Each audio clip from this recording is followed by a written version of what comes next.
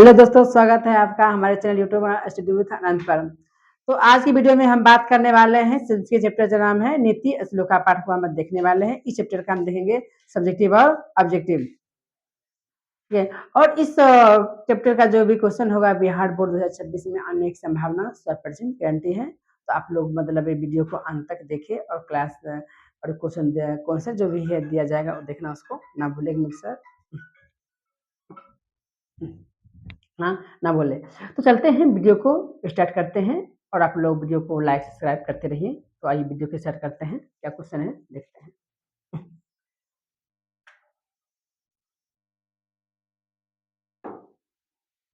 ये question number 1 में दिया गया है ना कि नीति श्लोक की रचनाकार कौन है। नीति श्लोक जो पाठ से लिखा गया उसका लेखक कौन है, रचनाकार कौन है। इसका आंसर हो जाएगा नंबर 1 दिया गया महात्मा विदुर, ऑप्शन नंबर बी में दिया गया महात्मा वाल्मीकि, ऑप्शन नंबर सी में दिया है महर्षि वेदव्यास, ऑप्शन नंबर डी में दिया गया कालिदास।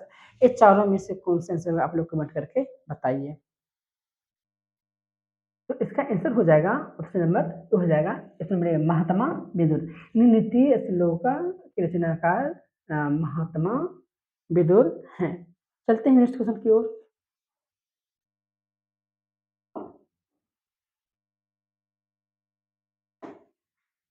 एक और 3 आ रहा है, चलो।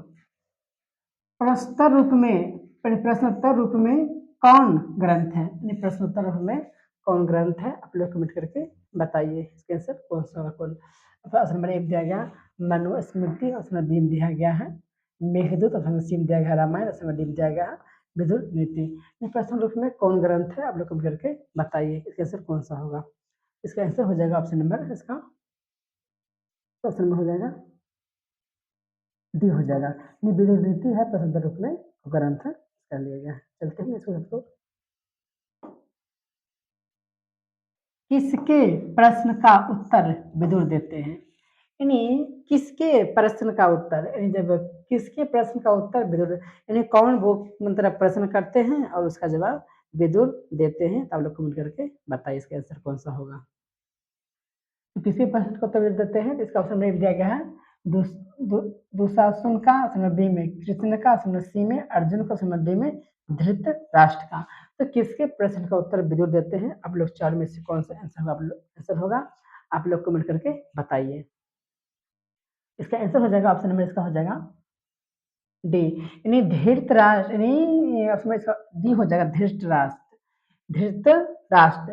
यानी विदुर जो मतलब बना, यानी धृतराष्ट्र जब मतलब कुछ बोलते हैं तो उसका उत्तर क्या है, विदुर देते हैं। चलते हैं तो नरक नरक यहाँ कुछ टेंशन करने दीजिए।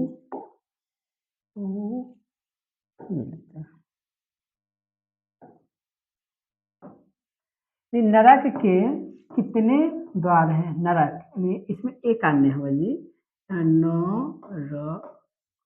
यहाँ जगह नरक के कितने द्वार है, तो नरक के कितने द्वार है, ऑप्शन ए में दिया गया है 1, ऑप्शन बी में दिया गया है 2, ऑप्शन सी में दिया गया 3, ऑप्शन डी में दिया गया 4।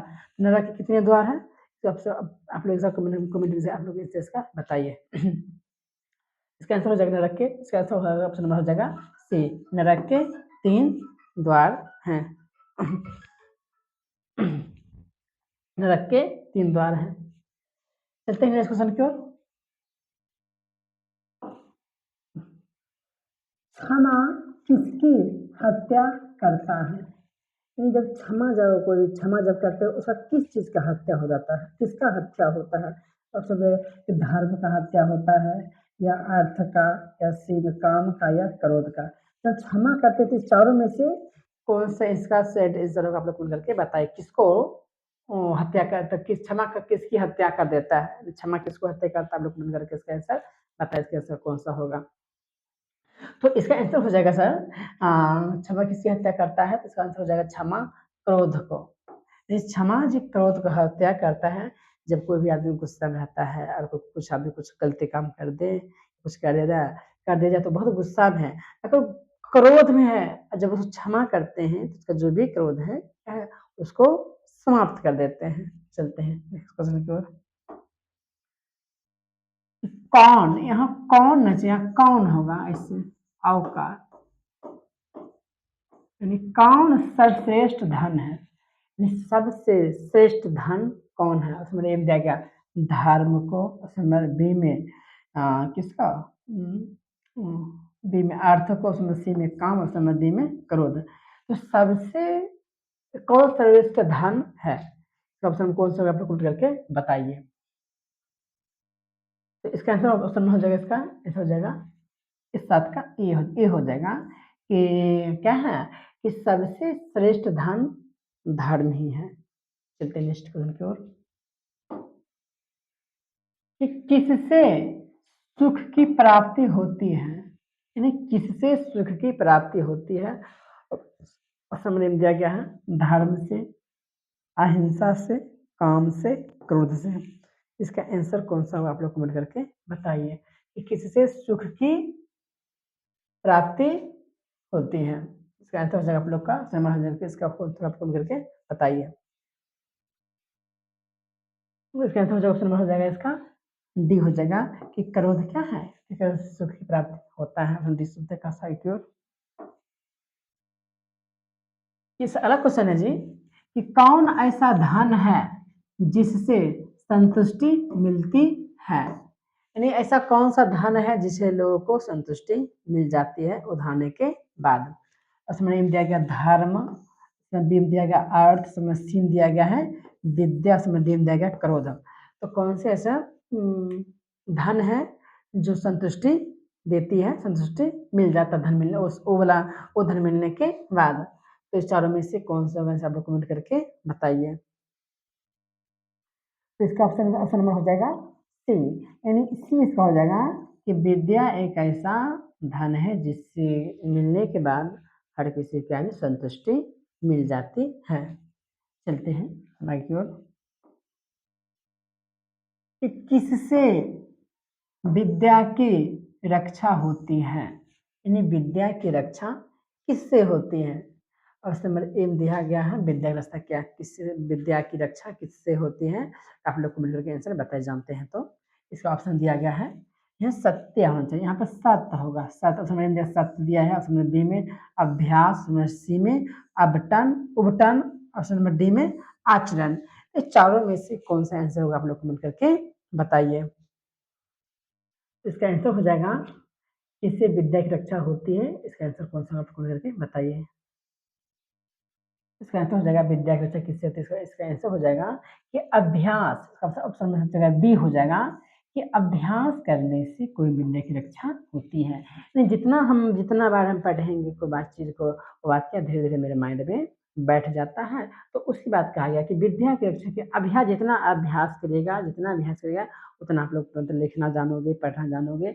जितना आप लोग जो क्वेश्चन को याद करेंगे, आप लोग अगर एक क्वेश्चन को 2 बार 3 बार याद करते हैं, अगर याद होने के बाद फिर बंद करते हैं तो फिर से अगर आप याद करते हैं तो आपको जल्दी याद हो जाती है। उसमें क्या जी, उसमें अभ्यास की आवश्यकता पड़ती है। अगर आपको याद नहीं हो रहा है तो 2 बार 3 बार 4 बार याद करते हैं। तो उसी बात को कहा गया है अभ्यास। पढ़ाई के माध्यम से जो भी चीज को 2 दोहरा पढ़ते हैं उसी को कहा गया अभ्यास। जिसके आपके चलते हैं इस क्वेश्चन की ओर में, कि धर्म की रक्षा किससे होती है, धर्म की रक्षा किससे होती है। ऑप्शन नंबर ए दिया गया है सत्य से, ऑप्शन नंबर बी दिया गया अभ्यास से, ऑप्शन नंबर सी दिया गया अब उबटन से, ऑप्शन नंबर डी दिया गया आचरण से। इस चारों में से कौन सा आंसर होगा आप लोग कमेंट करके बताइए। तो धर्म की रक्षा किससे होती है आप लोग कमेंट करके बताइए। इसका आंसर जानते हैं तो इसका आंसर हो जाएगा ऑप्शन नंबर धर्म की रक्षा किससे होती है। इसका आंसर हो जाएगा ऑप्शन नंबर हो जाएगा ए, यानी सत्य से, यानी सत्य बोलने से, सत्य वचन दे बोलने से क्या होगा जी, तो उससे धर्म की रक्षा होती है। यानी सच्चाई पे चलने से क्या जी, वो धर्म की रक्षा होती है। इसका आंसर हो जाएगा ऑप्शन नंबर हो जाएगा ए हो जाएगा। चलते हैं इस क्वेश्चन की ओर आगे, रूपम रूप की रक्षा किससे होती है। रूप की रक्षा, सुंदर रूप होना चाहिए, ठीक है, मुआही इसमें आ चाहिए। रूप की रक्षा किससे होती है, रूप की रक्षा किससे होती है। रक्षा इसका आंसर दिया गया, दिया गया है सत्य से, अभ्यास से, उबटन से, आचरण से, ये चारों में से कौन सा आंसर होगा आप लोग कमेंट करके बताइए कि रूप की रक्षा किससे होती है।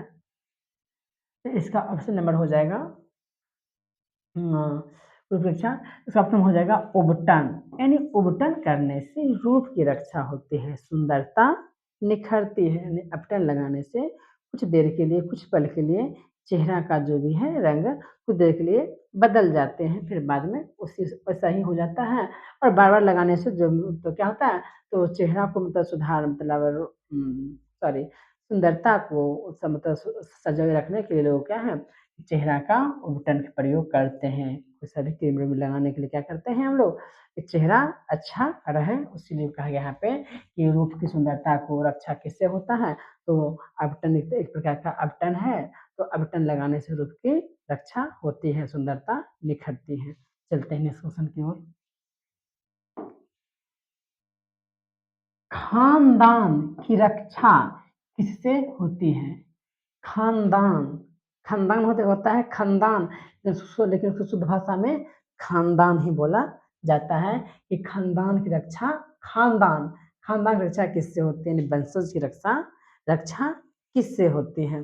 इसका आंसर हो जाएगा ऑप्शन नंबर डी, ये दिया गया सत्य से, अभ्यास से, उबटन से, ठंडी में आचरण से, ये चारों में से आंसर इसका कौन सा होगा आप लोग कमेंट करके बताइए कि खानदान की रक्षा किससे होती है।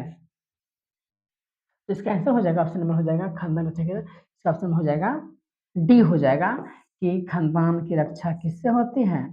खानदान रक्षा आचरण से होती है, व्यवहार से होती है, विचार से होती है, किसकी रक्षा? खानदान का यानी वंशज की रक्षा किससे? तो आचरण ही आपका वंशज के बारे में बताएगा कि एक किस घराने से है, किस खानदान से है, वो पता किससे चलेगा? तो आपका आचरण विचार अच्छा होना चाहिए। चलते नेक्स्ट क्वेश्चन की ओर। घर की लक्ष्मी कौन होती है? यानी घर की लक्ष्मी कौन होती है? आप लोग कमेंट करके इसका आंसर बताइए कि घर की लक्ष्मी किसको कहा गया है। ऑप्शन नंबर ए में दिया गया है पुरुष को, ऑप्शन नंबर बी में स्त्री को, ऑप्शन नंबर सी बालक को, ऑप्शन नंबर डी कोई नहीं। ये चारों में से कौन सा आंसर होगा आप लोग कमेंट करके बताइए कि घर की लक्ष्मी कौन होती है। आप लोग कमेंट करके इसका आंसर बताइए, जानते हैं तो चलिए। तो इसका आंसर हो जाएगा घर की लक्ष्मी कौन होती है, इसका ऑप्शन नंबर हो जाएगा बी, यानी घर की लक्ष्मी स्त्री को कहा गया है। यानी घर की लक्ष्मी जितना भी है तो वह लक्ष्मी का दर्जा लक्ष्मी की दर्जा महिला लोग को ही दिया गया है। यानी जो घर में जो माँ बहन है उसको मतलब क्या लक्ष्मी के मतलब लक्ष्मी का दर्जा मिल चुका है और मिला है और अब मिलते रहता है रहेगा। और हाँ, तो यहाँ पर इसका इस क्वेश्चन के आंसर के अनुसार स्त्री क्या है? स्त्री को ही घर की लक्ष्मी कहा जाता है। चलते हैं नेक्स्ट क्वेश्चन की ओर। अपयश को कौन नष्ट करता है? अब अपयश को कौन नष्ट करता है? तो आप लोग कमेंट करके इसका आंसर बताइए। उसमें देगा नम्रता को, पराक्रम को, क्षमा को, सद्व्यवहार को। इस चारों में से कौन सा आंसर होगा आप लोग कमेंट करके बताइए, इसका आंसर कौन सा होगा। चलिए इसका आंसर हो जाएगा ऑप्शन नंबर हो जाएगा 15 का ये हो जाएगा कि नम्रता, ऑप्शन नंबर इसका ये हो जाएगा अपयश, अपयश को मतलब नम्रता को नष्ट कर देता है। चलते नेक्स्ट क्वेश्चन की ओर। गरीबी को कौन समाप्त करता है? गरीबी को कौन समाप्त करता है? गरीब अगर है तो उसको समाप्त मिटाने वाला कौन है? गरीबी किससे मतलब सुधर सकती है, इससे बातें आपका समाप्त सुधर सकती है, गरीबी नहीं आती है। इसका ऑप्शन नंबर ए में रह गया नम्रता का, ऑप्शन नंबर बी में उद्योग का, ऑप्शन नंबर सी में क्षमा को, ऑप्शन नंबर डी में सद्व्यवहार को। इस चारों में से कौन सा आंसर होगा आप लोग कमेंट करके बताइए कि गरीबी को कौन समाप्त करता है। इसका ऑप्शन नंबर आंसर इसका हो जाएगा गरीबी को कौन समाप्त करता है, इसका आंसर हो जाएगा ऑप्शन नंबर, मतलब बताइए कौन सा कमेंट बताइए, इसका आंसर ऑप्शन नंबर हो जाएगा उद्योग। यानी उद्योग क्या है, उद्योग यानी कोई काम धंधा अगर मिल जाता है तो उससे क्या होता है धीरे धीरे धीरे धीरे एकाएक नहीं, तो उद्योग रहने से क्या होता है जी, इसका आंसर ऑप्शन बी हो जाएगा। तो उद्योग रहने से यानी उद्योग होने से गरीबी कहते हैं जी समाप्त होती है, समाप्त कर देता है। उद्योग रहने से क्या है कोई भी गरीब नहीं रहता है, एक काम काज मिलते रहता है तो उनके पास धन की आवश्यकता जो भी मतलब आवश्यकता हो तो उनके पास काम मजदूरी करके उद्योग में धंधा जो भी होता है काम करने उनके पास अवेलेबल पैसा रहते रहने के बावजूद क्या कहते हैं जी, तो उसके पास गरीबी नहीं रहेंगे। तो उद्योग रहेगा तो क्या है जी, वही उद्योग ही गरीबी को नष्ट सॉरी समाप्त कर देते हैं उद्योग से। चलिए इसको चलते हैं आगे। कि अशुभ लक्षणों को कौन समाप्त करता है, यानी अशुभ लक्षणों को कौन समाप्त करता है, लोग उसका इसका अशुभ लक्षणों को अशुभ लक्षणों को कौन समाप्त करता है, इसका आप लोग कमेंट से बताइए। उसमें एक दिया है नम्रता से, बी में पराक्रम, सी में क्षमा, डी में व्यवहार से। इसका कौन सा आंसर होगा आप लोग कमेंट करके बताइए।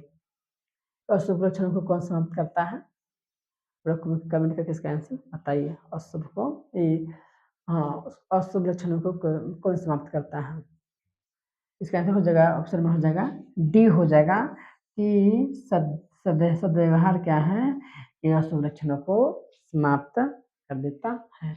इतने सोचेंगे को प्रगति की इच्छा रखने वाले मनुष्य को कितने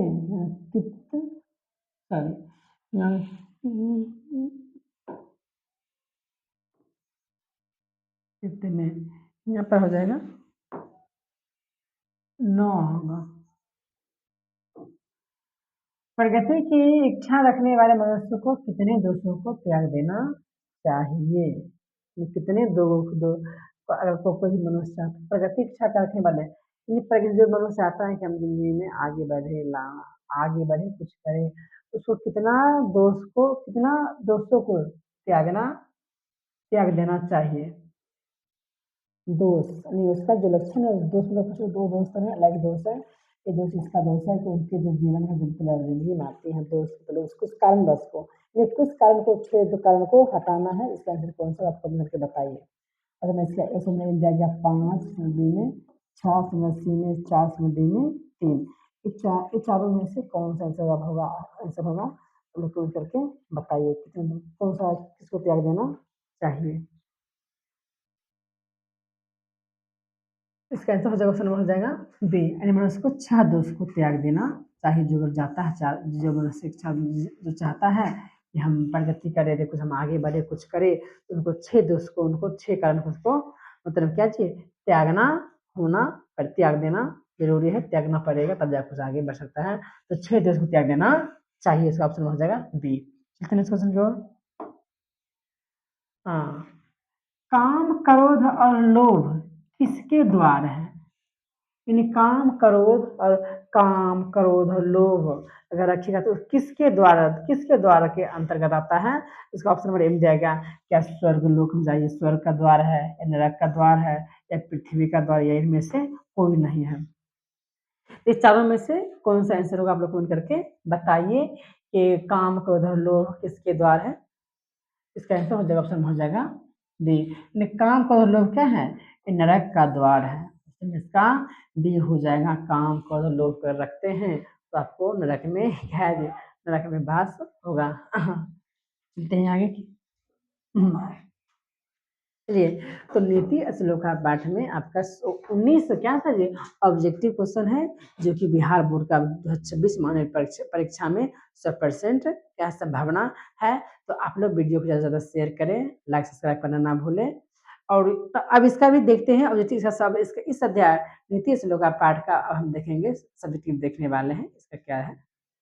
चलते हैं, तो इतना इसका अभी खत्म हो गया है, चलते हैं अब आगे की ओर प्लस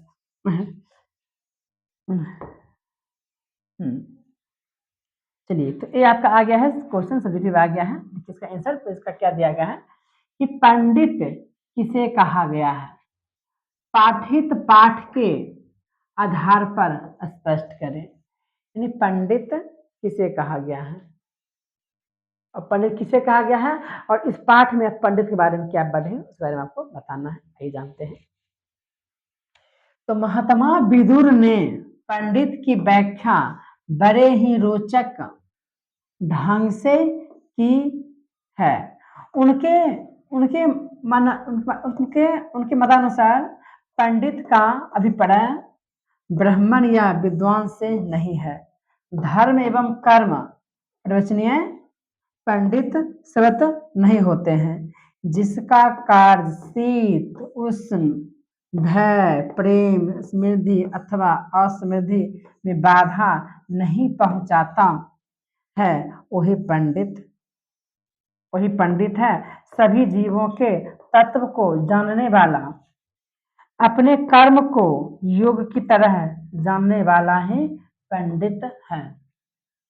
यानी महात्मा विदुर के अनुसार पंडित मतलब ऐसे खाली बन गया पंडित, ऐसे नहीं। उनके अनुसार पंडित नहीं किए माँ जो जटा बढ़ा लिए, पोथी पढ़ दिए, पंडित होगा नहीं।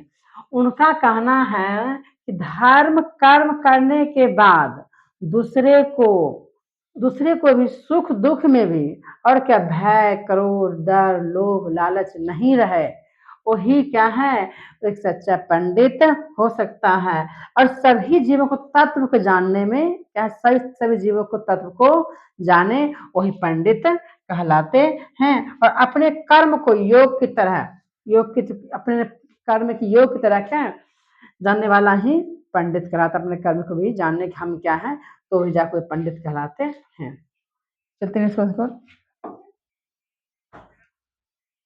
नीच मनुष्य कौन है? नीच मनुष्य कौन है, पठित पाठ के आधार पर स्पष्ट करें।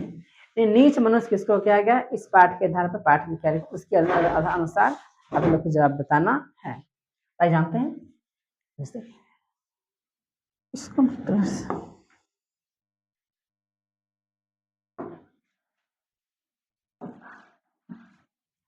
नीच मनुष्य का अभिप्राय निम्न जाति में जन्म लेने वाले से नहीं है।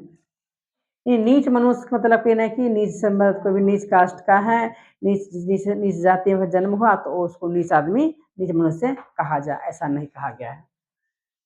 सत्य और असत्य कर्मों में संलग्न रहने वाला मनुष्य भी नीच की श्रेणी में नहीं आता है। नहीं, अब जो झूठ सा जो बोलता है वो भी नीच आदमी उस तरह से नहीं कहलाएगा।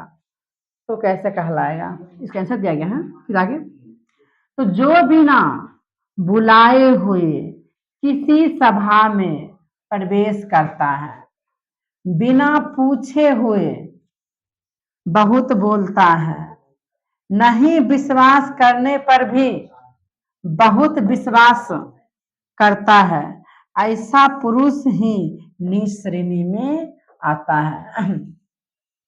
ये नहीं नीच व्यक्ति को मनुष्य का मतलब नीच मनुष्य मतलब कोई छोटा है बड़ा कास्ट का मतलब इन तरह को छुआछूत को नीच हम नहीं कर सकते हैं, तो किसको कहेंगे इसमें कहा गया है कि जो व्यक्ति बिना बुलाए बिना पूछे प्रवेश करता हो या बिना बुलाए कोई सभा में आ जाते हैं, और जो विश्वास नहीं करने वाले पर भी विश्वास करते हैं, तो उसी को क्या जी, तो उसी को यहाँ पे नीच श्रेणी में, ऐसा है पुरुष को नीच श्रेणी में कहा गया है। इसलिए तो बिना बोले भी नहीं बोलना चाहिए, बिना बुलाए हुए भी नहीं जाना चाहिए, नहीं तो नीच में आप लोग भी कहला सकते हैं। चलते हैं इसको भाई को।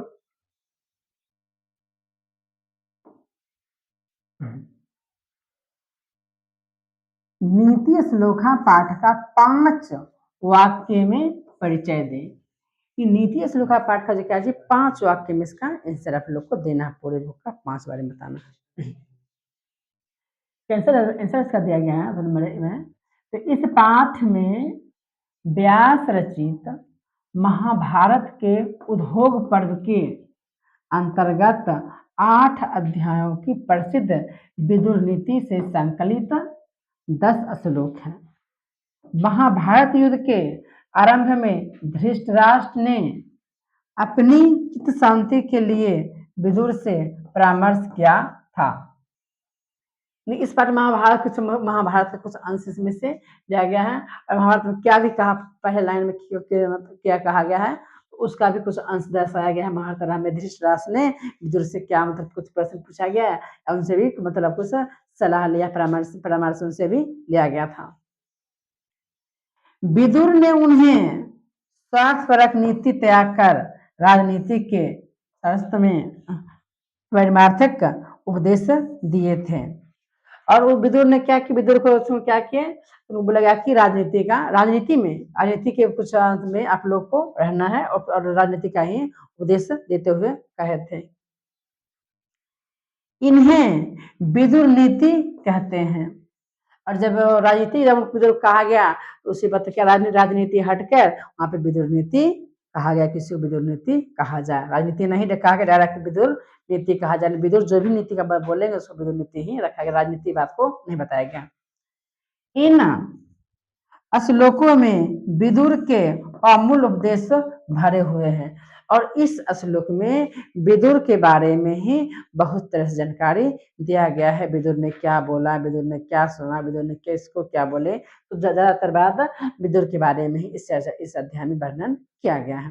चलते हैं इस महाभारत, तो इसमें ज्यादा महाभारत का भी कुछ अंश इसमें लिया गया है। चलते हैं नीति श्लोका पाठ के आधार पर स्त्रियों को क्या विशेषताएं हैं। अब नीति श्लोका पाठ में पुरुष के बारे में पढ़ लिए थे। नीचे में पुरुष को कहा जाएगा कि जो बिना बोले कुछ बीच में जरा बोलेगा, बिना बुलाए कहीं जब किसी के बीच में घर आ जाए या कहीं किसी सभा में चला जाए तो ऐसा पुरुष को नीति पुरुष कहते हैं। अब यहाँ पर महिला पूछा जा रहा है कि नीति श्लोका पाठ में स्त्री के बारे में बताइए कि स्त्री के बारे में क्या विशेषता दिया गया है इस चैप्टर में। चलते हैं देखते हैं। तो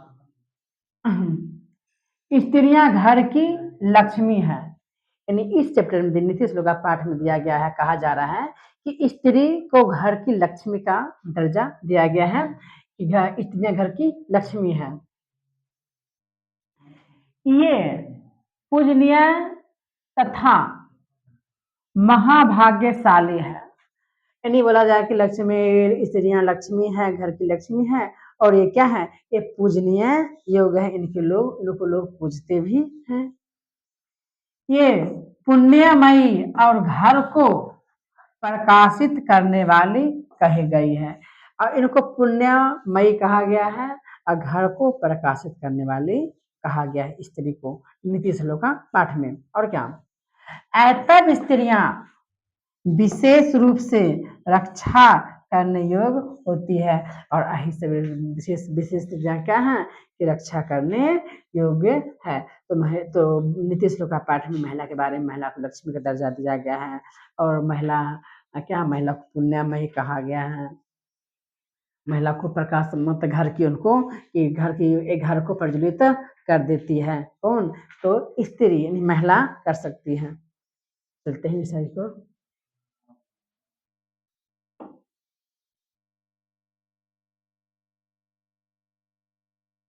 उन्नति की इच्छा रखने वाले मनुष्य को क्या करना चाहिए,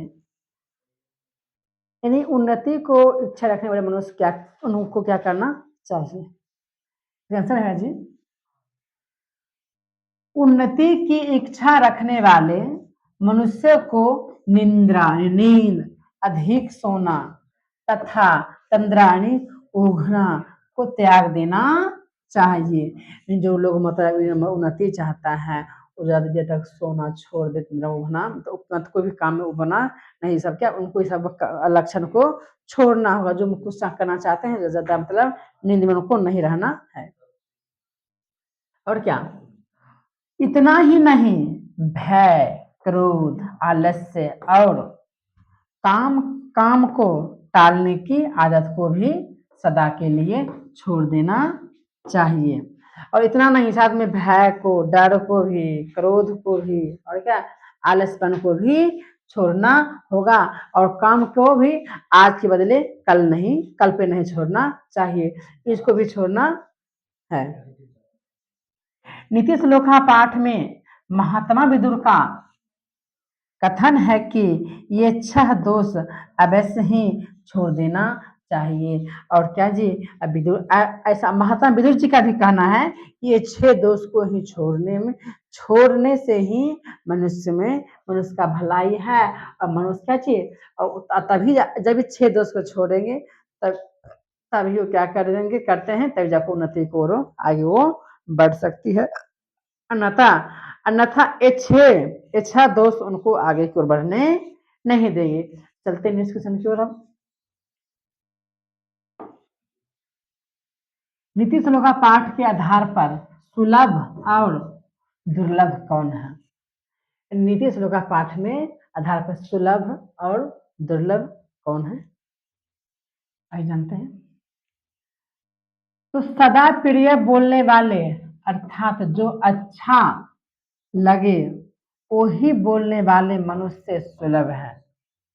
अप्रिय और जीवन को सही मार्ग पर ले जाने वाला वचन बोलने वाले तथा सुनने वाले मनुष्य दोनों ही प्रायः दुर्लभ हैं। जो लोग सदा में बोलते हैं कि मतलब आप कोई भी अच्छा काम करें या कुछ अच्छा वचन बोले, वही क्या है, तो वही मनुष्य सुलभ है।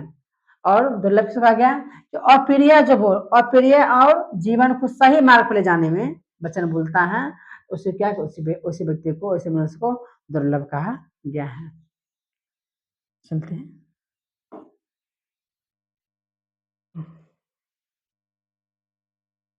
नीति श्लोका पाठ से हमें क्या संदेश मिलता है?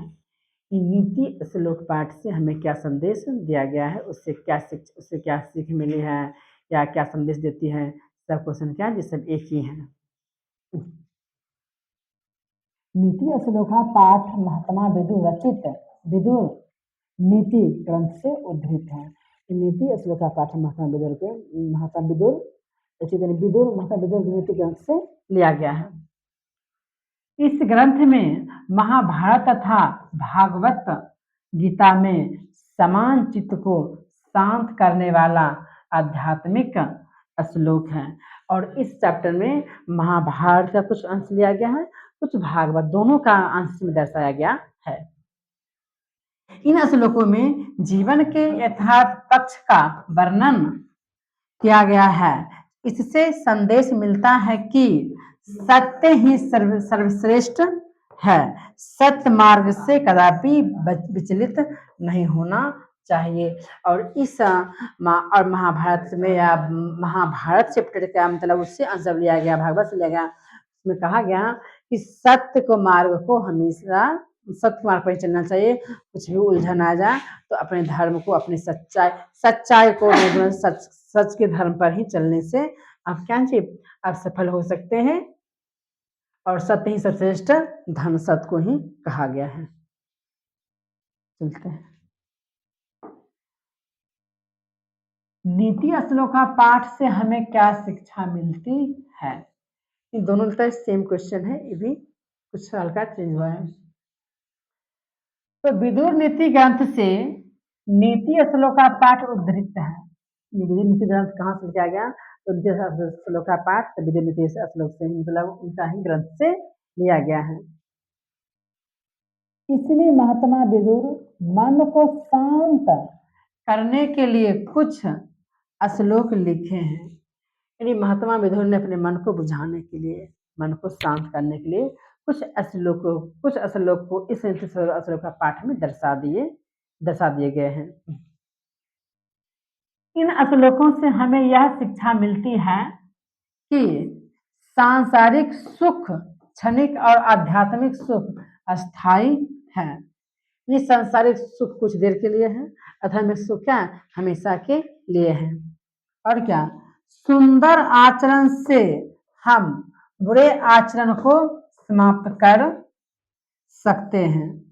नहीं, अगर हम सुंदर आचरण मतलब अपना व्यवहार अच्छा रखते हैं तो, और हम लोगों के व्यवहार मतलब अच्छा व्यवहार बनाने का प्रयास करेंगे, और उसमें क्या और सुंदर आचरण से मतलब बुरे आचरणों को भी समाप्त कर सकते हैं। काम, क्रोध, लोभ और मोह को नष्ट करके नरक गमन से बच सकते हैं।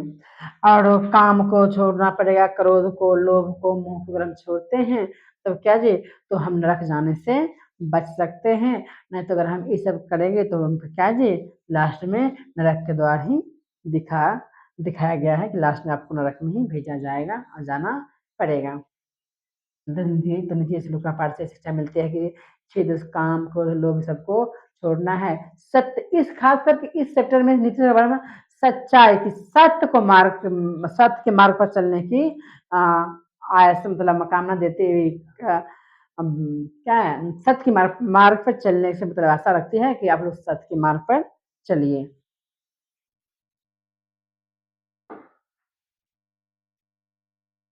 नीति श्लोका पाठ में मूढ़चेता नानाधम किसे कहा गया है, यानी इस पाठ में मूढ़चेता नानाधम किसी का मूर्ख किसे कहा गया है उसके बारे में जानते हैं। तो आइए इसको दिया गया है कि जिन व्यक्तियों का स्वाभिमान मरा हुआ होता है, जो बिना बुलाए किसी के यहाँ जाता है, वह कुछ पूछे बकबक करता है, जो अविश्वास पर भी विश्वास करता है। ऐसा मूर्ख हृदय वाला मनुष्यों में नीच होता है, अर्थात ऐसा ही व्यक्ति को नीति श्लोका पाठ में मूढ़चेता नानाधम कहा गया है। नीति श्लोका पाठ में मूढ़चेता नानाधम किसे कहा गया है, तो फिर इससे पहले क्वेश्चन हम कुछ आंसर इसका भी है, इससे पहले भी हो रखा है। तो जो व्यक्ति बिना बुलाए प्रवेश करता हो, एक बिना बुलाए अपने मन से कुछ बक करता हो, अविश्वास पर भी विश्वास करता हो, तो ऐसा ही मनुष्य को इस पाठ में खास करके उस व्यक्ति को ही मूढ़चेता नानाधम कहा गया है। चलते हैं।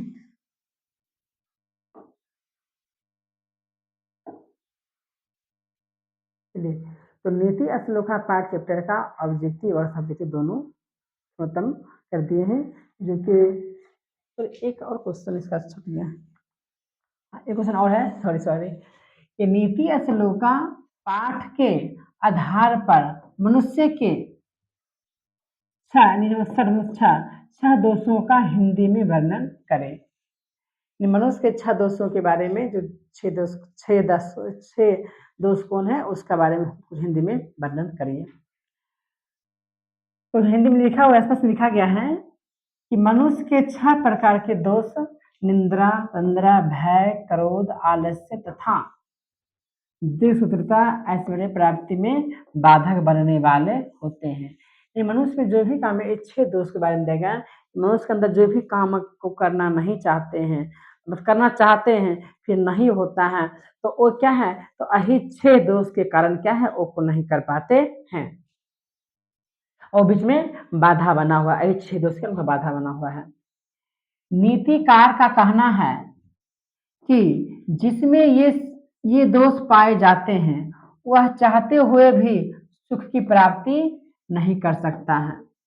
और नीतिकार जो लिखे हैं इसको, वो कह रहे हैं कि जो जिसके अंदर ये दोष आ गए हैं, वो चाहकर भी चाहते हैं कि हम कुछ कर, लेकिन वो कर नहीं पाते हैं, क्योंकि अधिक निंद्रा के कारण वह कोई काम समय पर नहीं कर पाता है, और अधिक नींद आने के बाद कोई भी काम अपना पूरा संपूर्ण तरह से खत्म नहीं कर पाता है। तो तंद्रा बस हर काम में पीछे रह जाता है। भय अर्थात डर के कारण काम आरंभ नहीं करता है, और कुछ काम डर यानी भय में डर से भी कोई काम करना स्टार्ट नहीं करता कि काम होगा या नहीं, तो कुछ काम डर के कारण भी छोड़ देता है। तो क्रोध के कारण बना काम भी बिगड़ जाता है, और कोई काम मतलब होता तो गुस्सा में कोई काम को जो काम बनल भी है, थोड़ा देर के लिए क्षण मिनट में हम मतलब कुछ देख लिए उसका इंतजार नहीं करते हैं, तो गुस्सा में क्या करते छोड़ देते हैं, तो बना काम भी बिगड़ जाता है। इसी प्रकार आलस्य के कारण समय का दुरुपयोग होता है और इसी का कहा गया कि समय रखते हुए इसी छह दोष के कारण क्या है, इसका छह दोष के कारण ही समय का दुरुपयोग होता जा रहा है और होता है। तो दीर्घ सूत्रता अथवा काम को कल पर छोड़ने के कारण काम का बोझ बढ़ जाता है। फलता वह जीवन के हर क्षेत्र में पीछे रह जाता है और जो काम आज के काम कल के काम आज, तो इसी वजह से क्या है कि कोई भी जीवन में आगे काम को नहीं बढ़ पाते हैं। चलते हैं तो नीति श्लोक का पार्ट चैप्टर का 10 था सब्जेक्टिव और 19 था ऑब्जेक्टिव, दोनों खत्म हो गया है। तो आप लोग इस वीडियो को ज़्यादा शेयर करें, लाइक करें और देखना को नहीं भूलें। तो चलते हैं फिर हम कल के आगे की वीडियो में मिलते हैं। जय हिंद, जय भारत।